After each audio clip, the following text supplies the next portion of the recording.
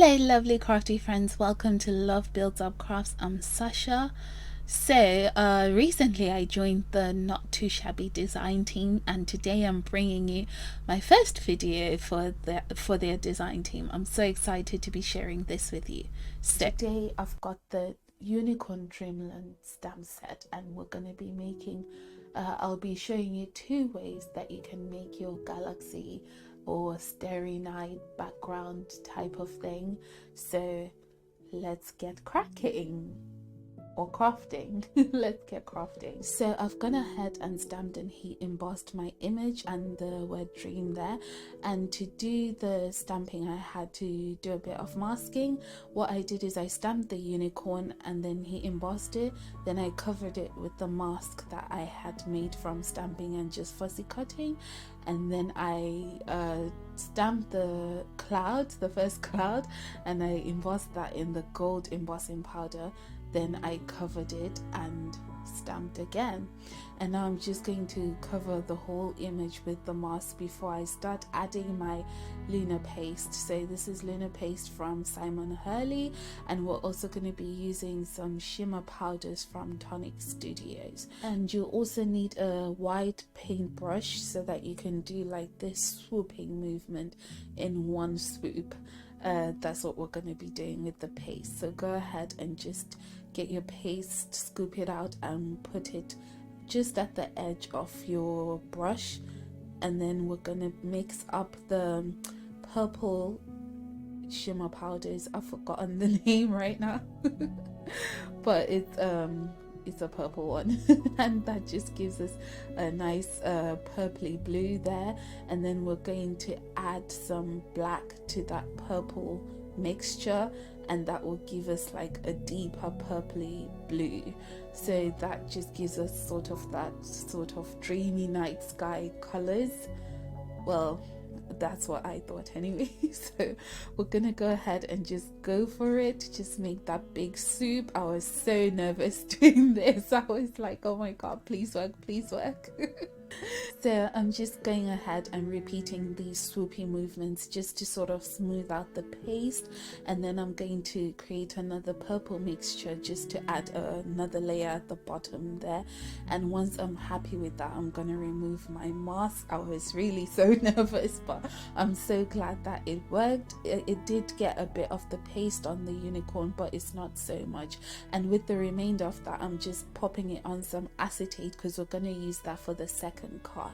So this is how it looks, and I'm just taking my heat tool there just to add a bit of texture to it. So when you heat it, it bubbles up and it creates like this sort of beautiful texture, and I like that kind of texture because it adds a bit of interest. You can leave it smooth if you want and just dry it naturally, but I added the heat so that it would bubble up, and then after that I left it to dry completely.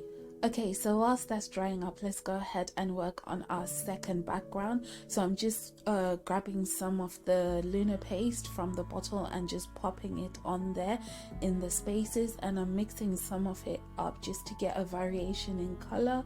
And then I'm gonna go ahead and mix up, just like we did before, just a bit of the shimmer powder for more purple, bluey purple, and then add the black to it for a really dark purple. So once I'm happy with the mixture or the amount that I've got on my acetate, this is like ink smooshing really. We're just ink smooshing but with paste instead, and it creates this really beautiful texture. So you're just going to go ahead and just push it around to create the shape that you want. I'm using the back of my palette knife there just to get it moving how I want to, and when I'm happy with that, I'm gonna peel it back, and that's the beautiful texture I was talking about. That's so pretty, right? So make sure you can wipe that off your acetate if you want, or you can keep it and use it as another background later. It's up to you. For this background, I'm just going to smooth it out because it's a night sky. We don't need the texture. And whilst the paste is still wet, I'm just going to go ahead and sprinkle some gold embossing powder just to give it that twinkly effect or galaxy effect. It depends how your imagination works. So as I heat up the powder, it's also going to bubble up the paste and then give me that beautiful bubble texture that I like. But if you don't want the bubble texture, maybe you can wait for the whole background to dry up and then use some foil, like gold foil, if you want some of that gold effect there. So I'm going to leave that to dry completely and then get back to the other card. Okay, so our paste is completely dry, and just look at that beautiful glow of the Lunar Paste. It's like so perfect for a night sky, right? So I use coloring pencils, okay, because that's what I'm comfortable with, and I've got a tip that makes it quicker. What I do is I just color light layer of the color that I want, then I burnish that with white, and then over that I will go ahead and add my highlights or my shadows.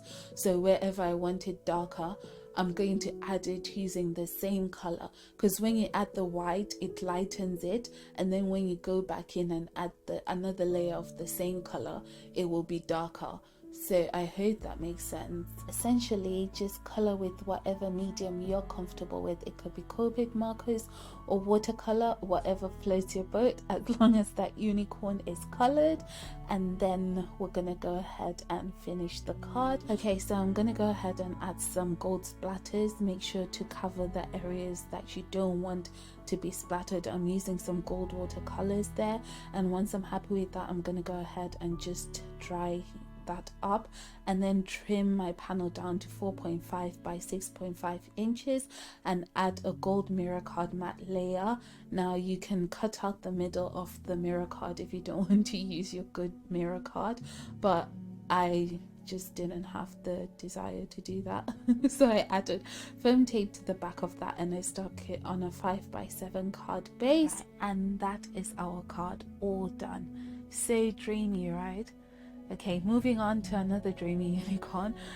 With this background, we're just going to go ahead and gold hit emboss the clouds onto there, and then I'm just taking my gold Posca pen and coloring them in because I thought that gave it a nice glowy look. Then I'm adding some white splatter for the stars, and then I'm going to stick my image. I've propped it up on some foam tape and my sentiment. Then I'm adding these holographic stars from Sizzix, and I'm using my pencil to shade around the edges just to give that border a bit of depth, and that's the finished card.